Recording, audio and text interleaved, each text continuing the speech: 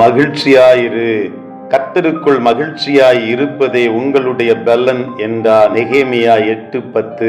மனிதர்களின் மனோநிலையின் மாற்றங்களை கண்டறியும்படியாய் ஒரு மனோதத்துவ நிபுணர் ஒரு சோதனையை நடத்தினாராம். அதில் பாதி பேர் லாட்டரியில் பரிசு விழுந்த நபர்களை தெரிந்தெடுத்த அவர் மீதி பாதி பேரை விபத்துக்களையும் இழப்புகளையும் சந்தித்தவர்களை தெரிந்தெடுத்தாராம். அவர் கண்டுகொண்ட ஆச்சரியமான உண்மை என்னவென்றால், விபத்திலிருந்து தப்பி வந்தவர்கள் மிகவும் மகிழ்ச்சியாகவும் தங்களுக்கு கிடைத்த நன்மைகளை எண்ணி பார்த்து தங்களுக்கு கிடைத்த மறு உயிரை நினைத்து நன்றியுள்ளவர்களாய் காணப்பட்டதை கண்டறிகிறார். ஆனால் லாட்டரியில் பரிசு விழுந்தவர்களோ தாங்கள் பெற்ற பணத்தை சரியாய் பயன்படுத்த தெரியாததால் அதிகமான செலவு செய்து முன்னிருந்த நிலைக்கே வந்துவிட்டதை அவர் கண்டறிகிறார். இந்த உலகத்திலே பல கஷ்டங்களில் இருந்து மீண்டு வருபவர்கள் தங்களுக்கு ஏற்பட்ட அப்படிப்பட்ட போராட்டங்களின் நிமித்தம் அதையே நினைத்து கலங்காதபடி அதிலிருந்து மீண்டு மகிழ்ச்சியாய் வாழுகிறார்கள் என்பதை அவர் கண்டறிகிறார். வேத புத்தகத்திலே அருமையான ஒரு சம்பவம் எழுதப்பட்டிருக்கிறது. இஸ்ரவேலர் தங்கள் அலங்கங்களை கட்டி கொண்டிருக்கிறார்கள்.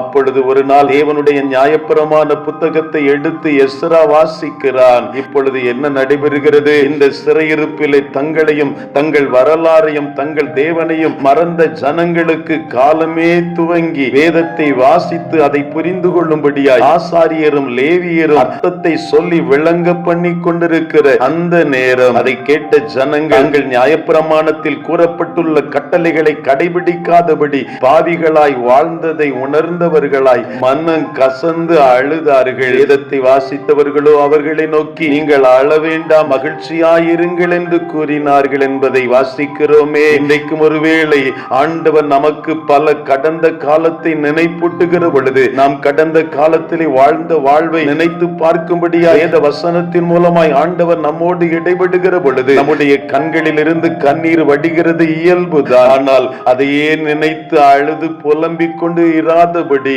ஆண்டவர் புதிய காரியத்தை செய்கிறவர் என்பதை நினைத்து பார்த்தவர்களாய், கடந்ததை நினைத்து கலங்காதே, கர்த்தர் புதியன செய்திடுவார் என்பதை உணர்ந்தவர்களாய் அப்படியே ஆண்டவருடைய கரத்தில் நம்மை அர்ப்பணிக்க அழைக்கப்பட்டிருக்கிறோம். கர்த்தருக்குள் மகிழ்ச்சியாய் இருப்பதே உங்களுடைய பலன் என்று வேதம் நமக்கு கற்றுக் கொடுக்கிறதே. மன மகிழ்ச்சி நல்ல ஔஷதம் என்பதாய் வேதம் நமக்கு கற்றுக் கொடுக்கிறது.